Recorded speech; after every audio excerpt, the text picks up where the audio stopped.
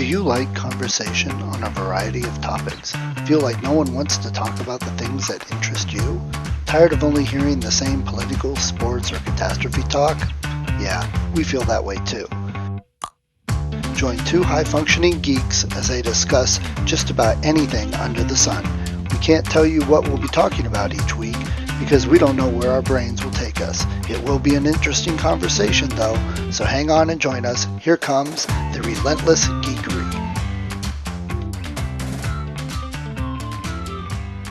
I got the VPN turned off so that whatever's been causing occasional stuttering, I'm still experimenting with why that might be, because you and I both have good net connections and somehow we still get glitches. And so I'm trying to not be the source of the glitches. I don't know. It could be me too. I don't know. It's weird. And it's just this that I get it. Everything else is fine. Yeah. Okay. So we've got another guest coming on next week. Very good. John Bruening, who I love pulps. We might have talked about this before.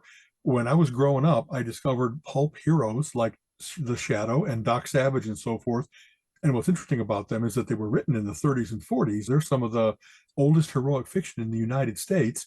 And they were called pulps because they were printed on really cheap paper that was like not meant to last. So finding those guys, as opposed to comic books were never on good paper either, but they really were meant to be like disposable. Like many of them were collected for the war drives and stuff like that. Yes. So having said that, there's like a pulp style, a pulp ethos that goes with them. There are a lot of film noir reads like a pulp.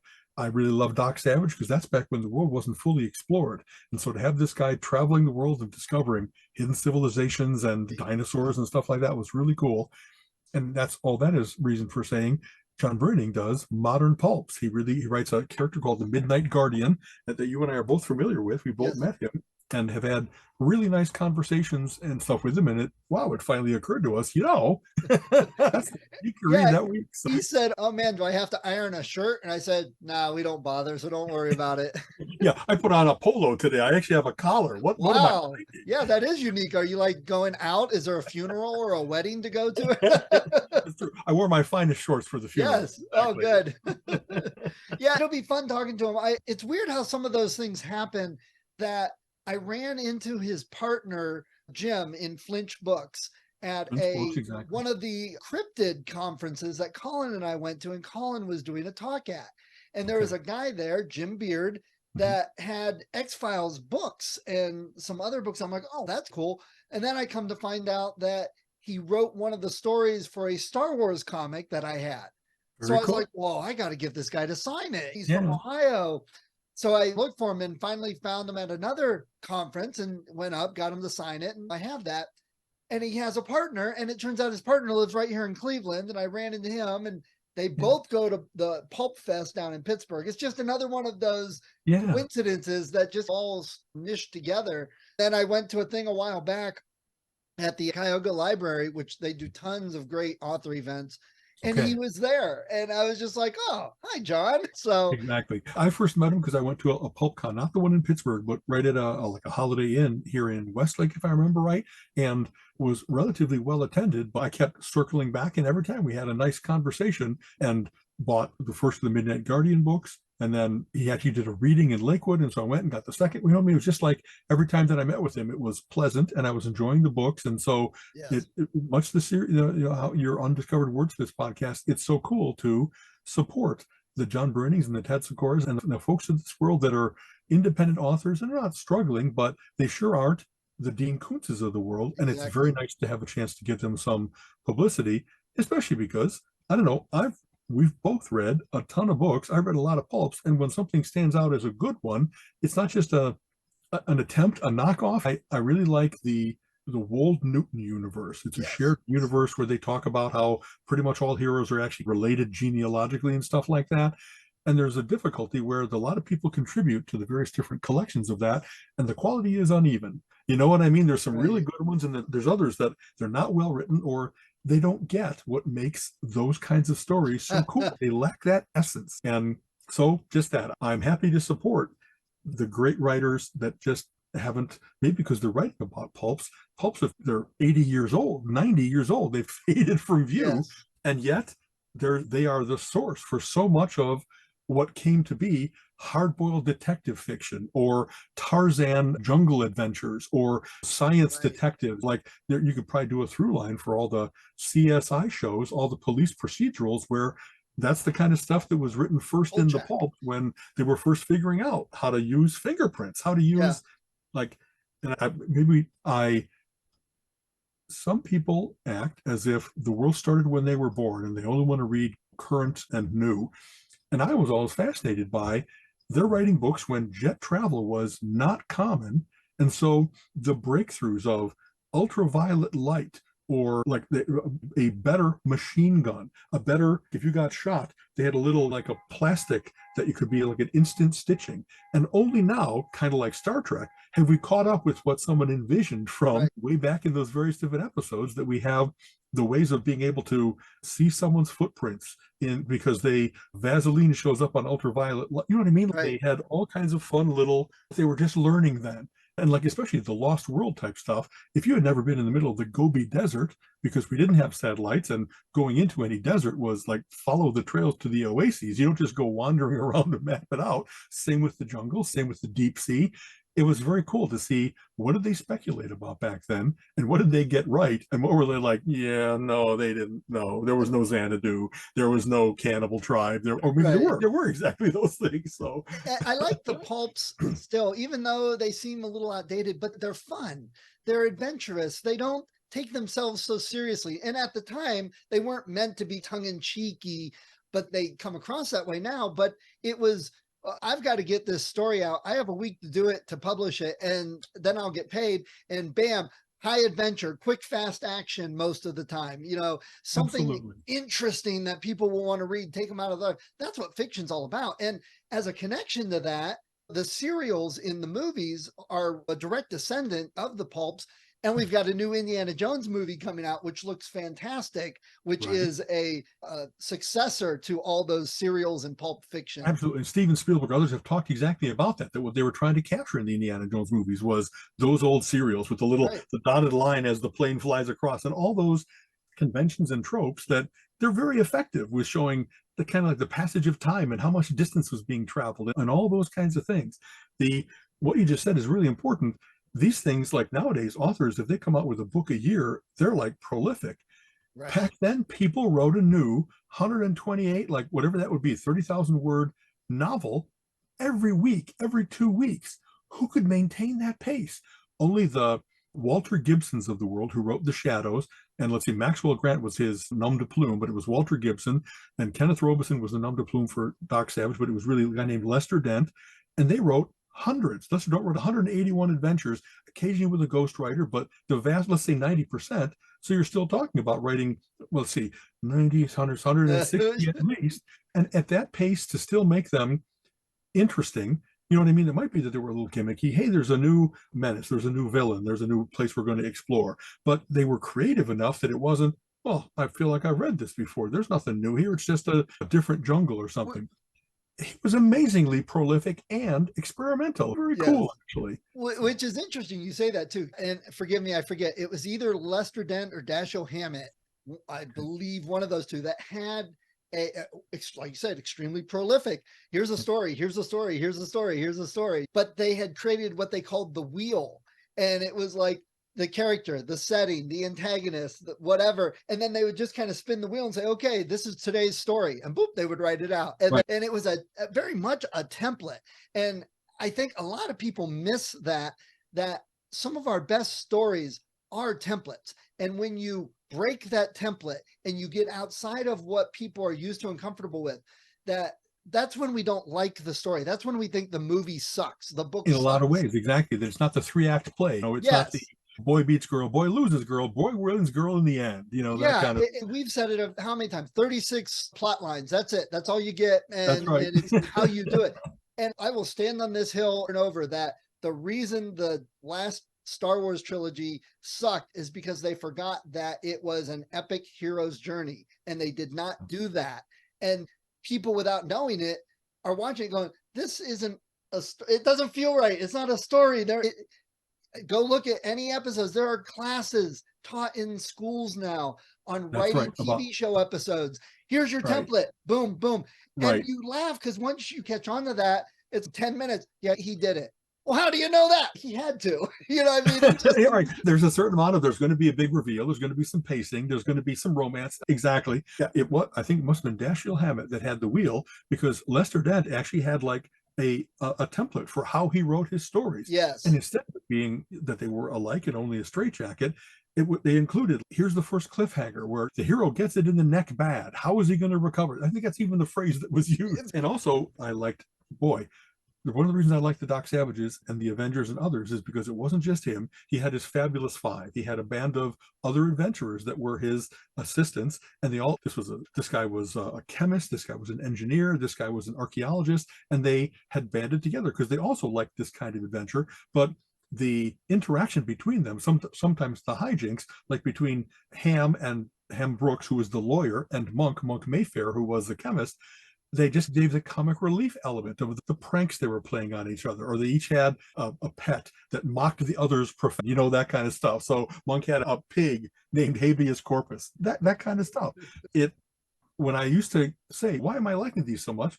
Because, and also I'm now a man, but I was reading these as a teen, and so much it was, this is just so cool to get together with my pals and go on an adventure with them. And those have stayed with me forever. When I first started to play D&D, and you're building your party, I would be like, this guy should be the magician, and this guy should be the fighter, he's the brawler, and this guy should be the thief. And they were all named after my favorite Doc Savage characters, that kind of stuff. So I carried that set of, boy, this is a long time ago, Bantam Books, if I remember correctly, had like the Doc Savage Secret Society, the Brotherhood of Bronze. And you would send in and you get a poster and you get a little card. I carried that card in my wallet. Oh my God, what a geek confession. For years and years, and it had the Doc Savage of oath, where I'll do wrong to no man, I will stand for the right, I will treat women with respect. It was like, honestly, Doc Savage is in many ways the prototype for Superman. He was a superhuman guy who from youth had been trained by his father, maybe a little bit of weirdness, but it wasn't considered weird back then, to just be in every disciplined, knowledgeable, and be a perfect physical specimen. And they talked about that. And in fact, there's a book called Gladiator by Philip Wiley, if I remember right, that really is the first idea of a superhuman, and is he going to choose good or evil? And the fact that Doc chose good, but like they had any number of times where one of the protagonists that he met was another guy that had trained all his life, kind of like Rocky meeting Ivan Drago or something like that. And so, wow, if you grew up in a different culture, society, had just bad parents, you really could use your powers for evil instead of for good. And so much of where I get my cornball nobility is because, don't you want to be like a force for good in the world? Don't you want to be do right by all men if you can? Anyway, I used to just, and how I got to know them wasn't because, I found pulps in old bookstores. It's because Bantam started to reissue the stories as paperbacks.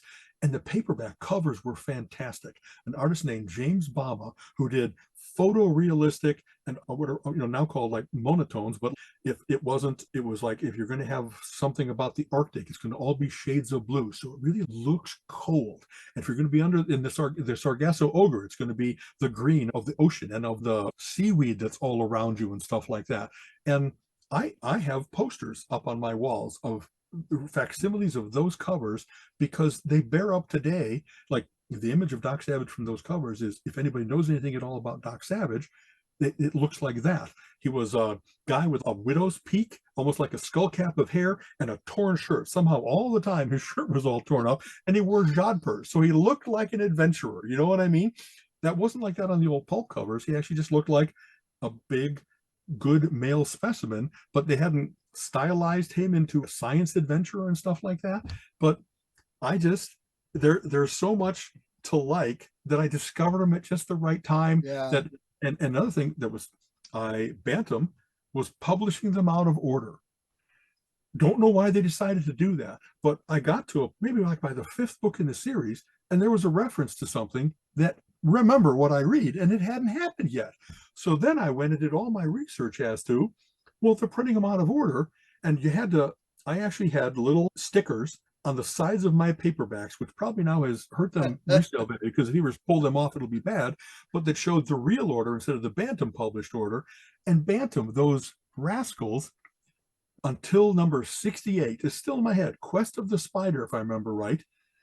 That was the third one published in real life in the pulps. You had to wait until number 68 to get the adventure that should have been the third one in the series. And I could see how they chose them. Like the first ones were Brand of the Werewolf and things that like had a catchier title or something like that. I don't know. Quest of the Spider has a cool title. I don't know why they pushed that one back. I don't think there were anything like, oh, we got to clear the rights, because it was all written by Lester Dent. And having said that, it was so much, not only they had a difference in the numbers, sometimes they had changed the title. Yes, like Repel yes. became the something goblin, not the squeaking goblin. Anyway, you know what I mean? It was like I became quite the Doc Savage expert from having to do the research to figure out why was this done, and then what will I have to do when this one finally comes out. Am I really getting? And back then I read them as they came out. I did not wait for the first 67 until 68 finally came out. But luckily I had started when they were like in their 50s, and then I didn't have the frustration of having had to wait years of monthly Doc Savages to finally get to that one. But you could scan the paperback racks and see how eye-catching those covers were. Right. And not only do I have a big book, like a celebration of James Bama, and it's beautiful, like leaded paper where they look perfect. And he not only did Doc Savage, he did Western art, he did other kinds of stuff, and they're all just like, you can see every sinew in an arm. You can see the look of strain when someone is like roping a bull or something like that. I can't if you like that kind of artwork, I don't know that there's maybe him and Frazetta. Frazetta also did wonderful, distinctive, lurid paperback covers. And back then, that's how this James Bond book is tame on the cover, even though I know the story is going to be good, compared to the magnificence of the Frazettas and the Bombas and the Friases. There were a couple people that really specialized. Boris Vallejo used to do all kinds of did Buck Rogers poster when the movie came out. Like that, exactly. Yeah. And just some of the first, as you're growing up, you're like, wow, comic books aren't all the same. You learn to identify artists by their work. Yeah. And like, I know Wally Wood. I can pick out a Wally Wood piece because he has a distinctive style, and his women are always like really beautiful and shapely. And you know what I mean? Gil Kane the heroes always had the up the nose shot somehow. When you listen to Mozart, almost all his pieces seem to have a little, it's a bird, it's a plane, it's a Mozart. Anyway, I must be wired. I didn't think I had this much. This is such a joy, a source of joy to me. Yes. And not to be weird, it's not something that I get to talk about with most people, because they're like, they go freshen their drinks. Let Al talk about silly Pulp Doc Savage thing. The movie came out and it was not as good as it could have been. And so they keep talking about remaking it, and various different He-Man type stars like Schwarzenegger, The Rock, they've talked about that's a guy who could play Doc Savage. He really would inhabit the role. A little bit like when they had Reacher made and it was Tom Cruise. He's just not physically big enough. You know what I mean? The TV He's a show great is action much hero, better. but when they always describe him as being like a 6'6" guy, and that he just walks into the room and women swoon and men are intimidated, Tom Cruise plays the cocky young guy. He doesn't play the menacing Hulk guy. You know what I mean? So anyway, that's who we're going to be talking to is John Bruening, because he loves the pulps. So do we. Yeah, that's what we were talking about. But you mentioned Frazetta, and it's funny too, because Colin, for some reason, just got into a Conan mood and went and raided all my comics. So like I walk into the hallway and I'm like missing a couple long boxes. I've got them. He's got all my Conan laid out. He's reading everything from Marvel, from Dark Horse, from IDW, and just going at it. And there's some new ones out, and I guess some of it is now public domain, but there's certain restrictions on it, whatever. But Conan's another great example. And in the day, in the 60s, I think, the stories were picked up by S.M. Sterling. He added to the Conan thing, and I've got those books. He just released a new Conan book. So I'm like, wow. First of all, I didn't know he was still around, but Yeah. That's Sterling with an I, right? I think I remember. Yes. Exactly. Conan seems to go in and out of fashion. Like when the Lancer paperbacks came out in the 60s, they sold like hotcakes. Yeah. And then the Marvel comic book came out in the 70s. And very interesting, Barry Windsor Smith did the first 24 issues, if I remember correctly, and very uncharacteristic. Conan was always shown as like a big brawler of a guy, but this was young Conan, like young Hillman Conan. So he was a little more lithe and still very menacing, but Windsor Smith doesn't have the muscularity of John Buscema or Dezuniga.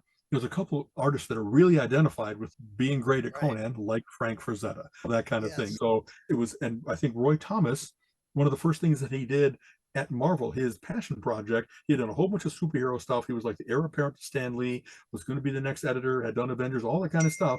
And then when they said, "What do you really want to do?" He's like, "I kind of want to revive Conan," and it did well. And Yeah. but then it didn't stay forever. Like I said, things go in and out of fashion, and all of a sudden it was getting more and more science-y and mutant-y and less sword and sorcery thing. Right. But then when they dropped it, Dark Horse picked it up in the late 90s, early 2000s, and basically took the books and adapted them, which seems like everybody does the first. And then they had some good stories with good art. It was very solid for almost 20 years. And then recently Marvel got it back. But the cool thing is every time it switches to a new company, they get the backlog from the old company. So they release trades or omnibus. So here's all the old stuff from them. So you can catch up. Exactly. Yes, exactly. Yeah. I'll tell you, I liked, I don't know, this is a genre we haven't talked a lot about. I really liked Sword and Sorcery growing up. It's tied into D&D, but I loved the Fafford and the Grey Mauser series by Fritz Leiber. I think it's Leiber. I don't know is it Leiber or Lieber. I don't know if one of those I should have heard it said out loud at some point in my fantasy science fiction life. But, and in fact, those were some of the ones that there was only a couple novels. There was a lot of short stories.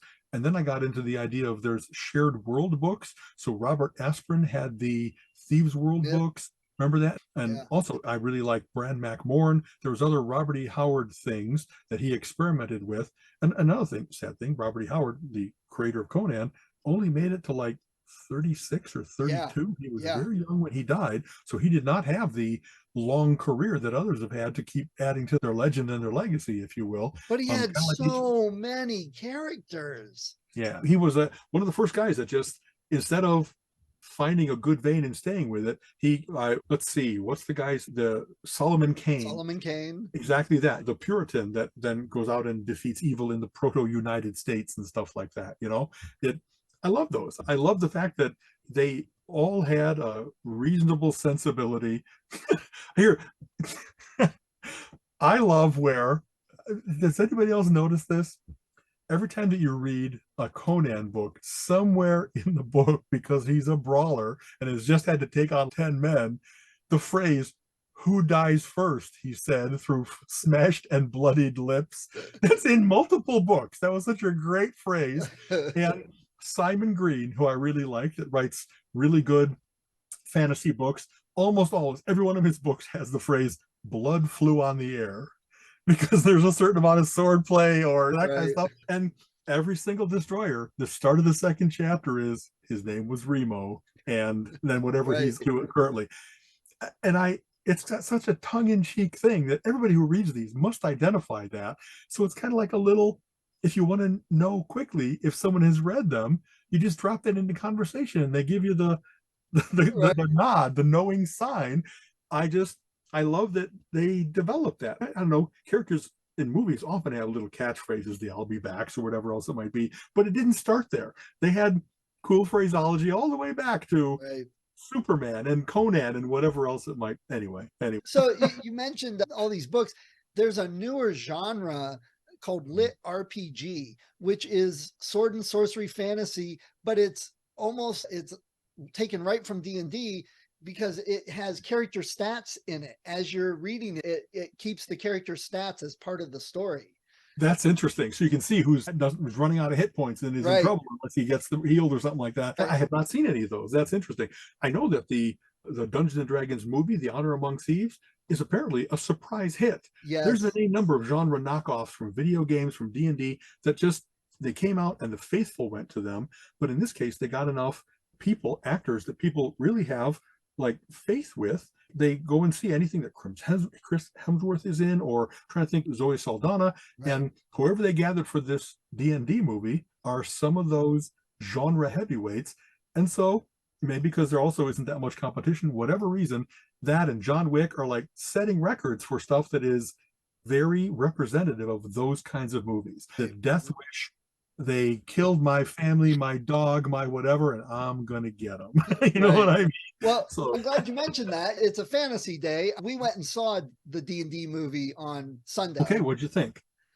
Colin had super high hopes, and it almost met those for him.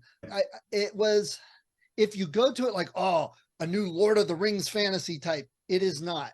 Lord of the Rings has definitely got a subdued seriousness about it. Okay. The movies, the books, everything.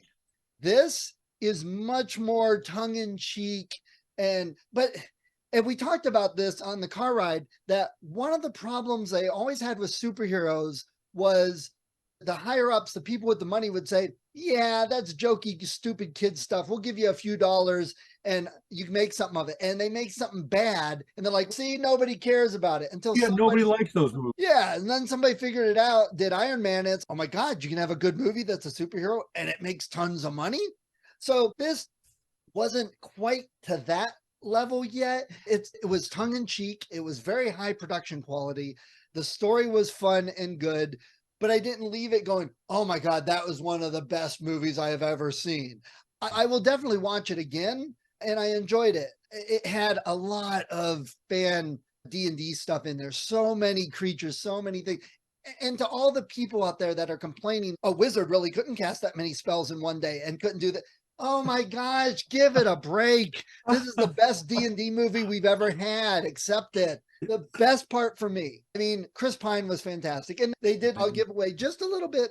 They did an illusion. They were distracting the guards and they illusioned Chris Pine playing the mandolin and singing. The guy started losing concentration. So Chris Pine's character, it started warping and it was like very weird and funny. And it's all, I like that. Very good. Yeah. But the best part was they had a cameo by the group from the cartoon. They had the cartoon group in the movie. How did they work that? That's very cool. With the voices of the people who portrayed those characters and everything? No, it was new actors just dressed up like them. They didn't have any speaking roles. It was just a few brief little things here and there. But I guess these same actors did a car commercial in Australia as the D&D characters, but it was them. It was dressed up the same. They had Eric had his shield and the acrobat, and then the girl with the purple cloak, and it was the group. And that was so much fun to see. But they had so many cool little monsters just everywhere, little parts, the axe beak chickens, I forget what they're called. They were just herding them like sheep. And it was just a little thing. So very cool. I love when they throw that. It's not an Easter egg where you really might not get it entirely, but it's just such a love of the genre that if you've got a book called a monster manual that goes into hundreds of different monsters and their various different characteristics and weaknesses and hit points and stuff, it's very cool to say with CGI we can do anything nowadays. Let's throw them in there too. You know what I mean? Phase spiders, where they're like, all you gotta do is hit them and you kill them. But in the meantime, they're impossible to hit, and so you keep on getting envenomed. Anyway, so the other best part for me was the dragon. So I don't want to give too much away, but you'll love the dragon scene in it because nobody's not. Oh my gosh. Okay, I'm going to jump off that now. The movie's good. Go see it. We'll put a trailer in our show notes. I'm probably going to do it as a matinee. Exactly. Okay. So, You'll enjoy it. You'll have fun. It is fun to go see. So oh my God, I always mess up his name. Joe Magnoli, something like that. He was one of the werewolves in True Blood, that TV show. He's been in a bunch of stuff. He's one of those big, rugged, good-looking guys. Right. But he's also a D&D nerd and loves D and pushes that. He's done some of the online charity events, playing D and raising money and stuff. You know what his favorite D&D property is? Dragonlance, which is that's cool because that's an extensive series of books, and if they ever wanted to adopt those, they have a whole series ready to go. So Dragonlance, I loved Dragonlance more than I liked Tolkien when I was growing up, and I've read that book probably a dozen times in my life. It's just the first 6 books. It's just fantastic. I love them to death. They did a cartoon animated movie years ago, and I got super excited because it had Kiefer Sutherland and Lucy Lawless and all sorts of voice actors. But then I found out that they did a 90-minute cartoon movie and took the whole first trilogy and shoved it into there. And I'm just like, no, it sucked so bad. I've never even watched the whole thing. But now Joe, what's his name, is an actor with money and some clout. He said, I want the Dragonlance property. I want to do a miniseries TV show of It's it. And more I'm like, faithful to the entire, that's cool. yes. So what you were just saying with Doc Savage, somebody has to get it right.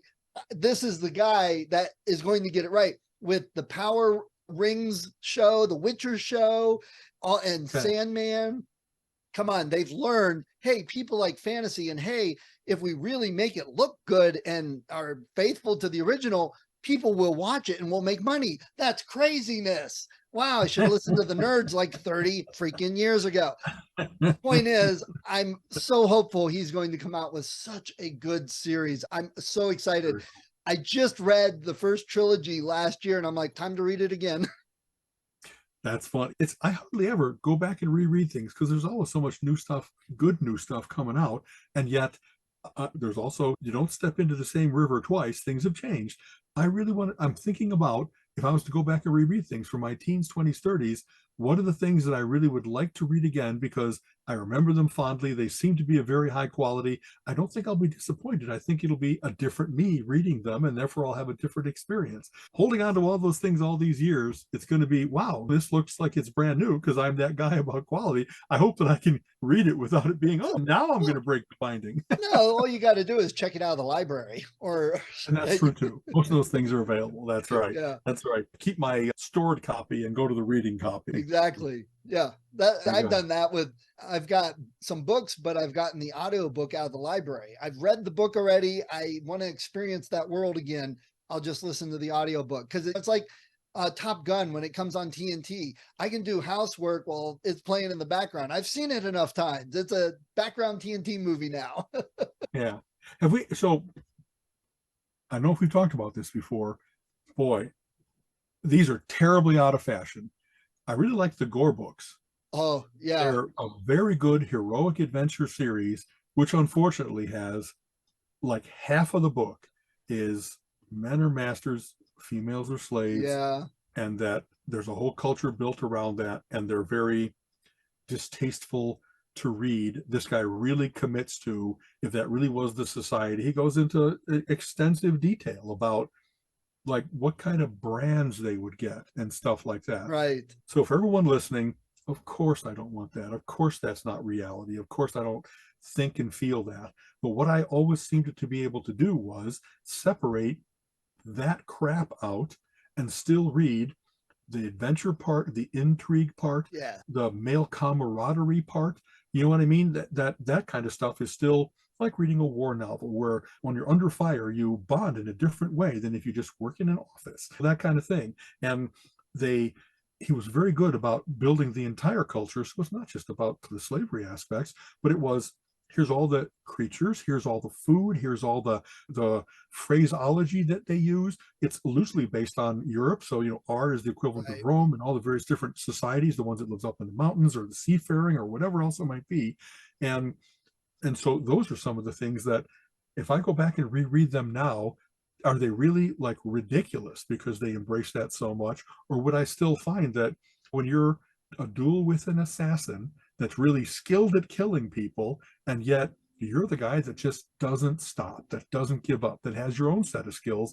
And I remember that being such a great epic ending battle. And they're like up on the top of a tower where, a false step and you fall to your death. And just the way there's a great scene where Carl Cabot, the main warrior of the series, has been poisoned, and his men still respect him, and he's still the leader of his town, and yet they've tried everything and they can't seem to cure him. And there's a great scene where they come and say the love of his life, who had left him, she's been captured and she's in danger. And that's what stirs him to overcome this poison that's been ravaging his body and go on this mission of either rescue or vengeance.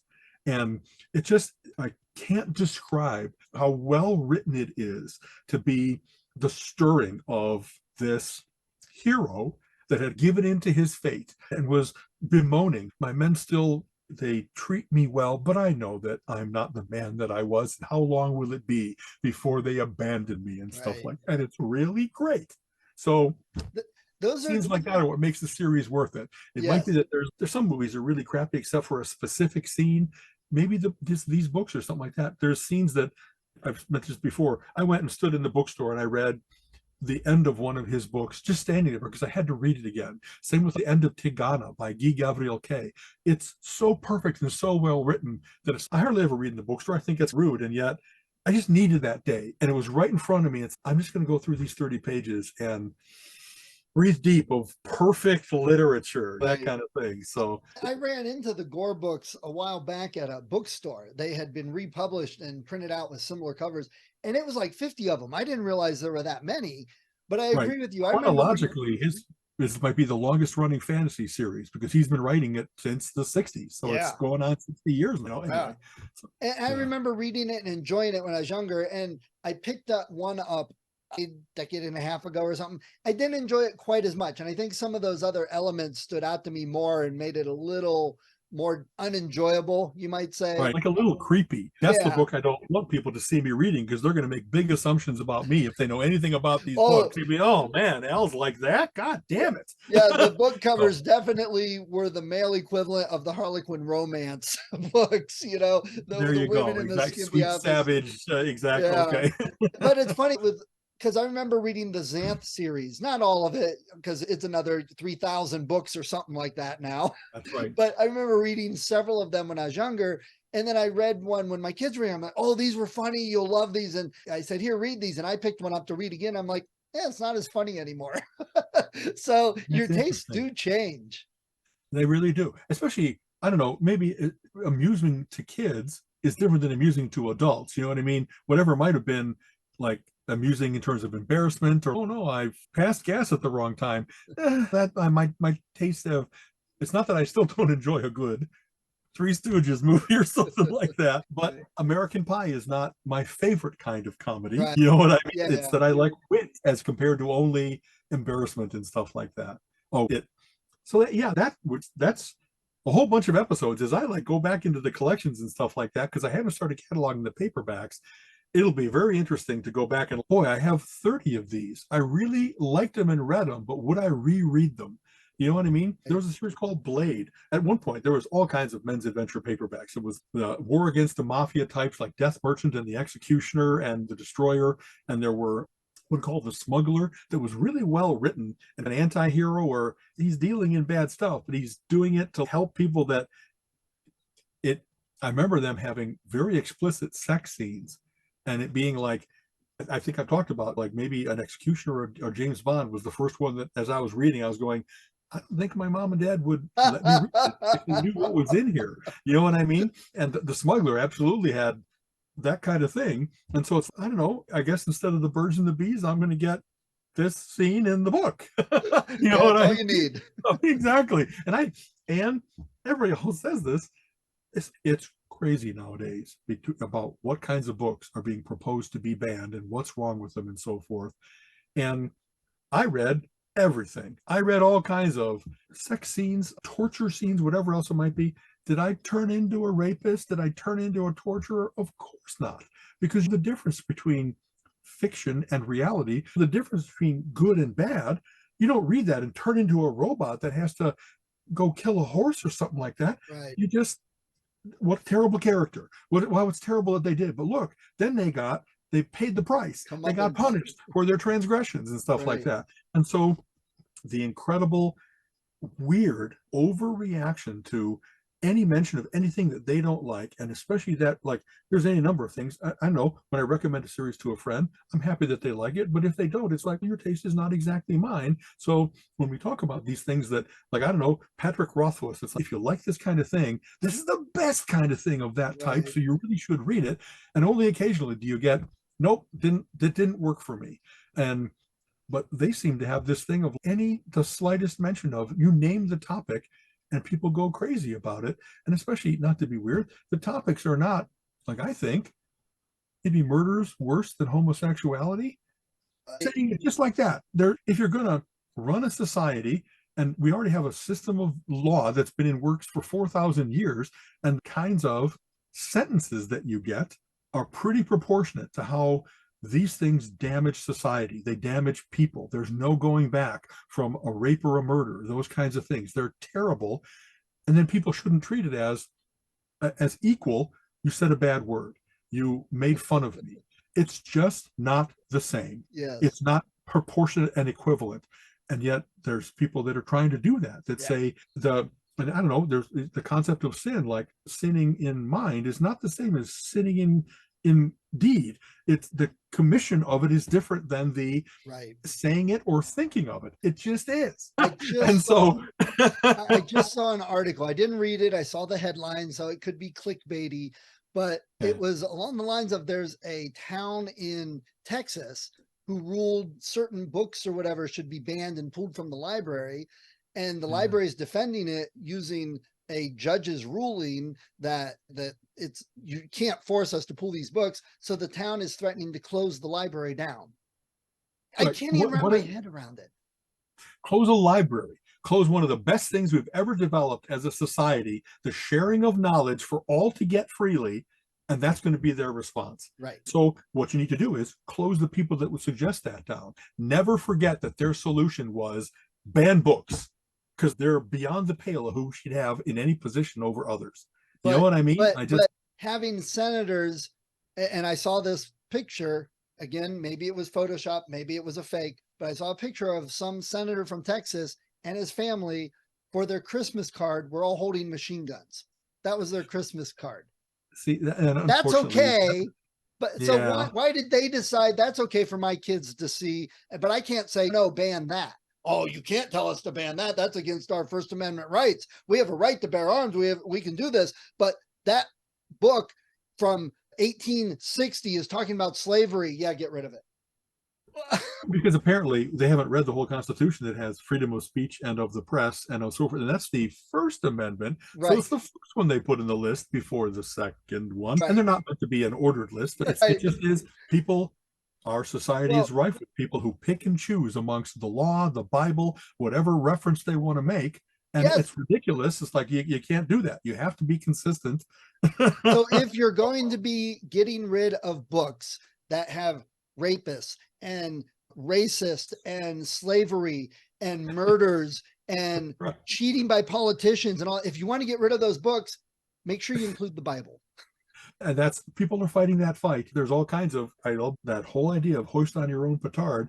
If you're going to put in a law that you think was targeted at what you wanted to go away, and then you find out that indeed it is your behavior that's just as guilty, if not more, your book that's just as guilty, if not more so, it's like, then that's what, every time they have a freedom of religion display as to why you should have that in your schools, that's when the Satanists step up and say, sure, we'll be happy to have Baphomet right here in the entrance hallway. Yes. And you just passed the law that says we do indeed have to allow for that. So I love the wit of that. I like the Freakonomics books that talk about, if you look at all kinds of things in society, you can often find the underlying reasons for why they're happening. And one of the things is, you don't have to go after the bad guys. In a lot of ways, you can just create a situation where they'll stand up and declare themselves, calling a self-weeding garden. You know what I mean? The weeds will reveal themselves. And every time that you have a situation like that, where it's, hey, here's a picture of book burning. If they just took that picture and identified every face in that and said, these guys can never hold office and never be on a school board and never have influence in this way, how much better society would be. If they took a picture of all the people that have been convicted from January 6th, an insurrection against our government where people died, and just made sure that they're out, they're exiled from society, they can't hold office, they can't, etc. And we're working on that. Hundreds of them have been convicted, but we're still fighting about that. I think that there's a certain arrogance to evil that they can't help but declare themselves. The way that we're going to get finally rid of this big orange menace that we've had to deal with for the last couple of years is he's not going to be able to shut his mouth. He's going to say awful things in a way that finally he's under oath, and it'll be perfect perjury because he lives in his own weird world. He can't stop himself from betraying That's not true. It never has been true, and it's harmfully true. So it crosses the boundaries for all those things that you don't have anywhere sense of the responsibility that goes with your rights. And some of those things are actively criminal. They're fraudulent, they're Yes. libelous, they're slanderous, et cetera, et cetera. We'll see what he goes down for, because it's not like the 2 charges that we could get him on. There's hundreds, and they're going to continue to find those things where you can't do election interference like he has. You can't pay hush money to people and do things with election funding that is fraudulent. And it's all going to come out, and people are going to testify. The truth will be there. And so it's not about Trump. It's anybody who does that. They shouldn't be in office. Right. They shouldn't be the ones proposing laws that let them off the hook. They shouldn't put judges in place that will pardon them.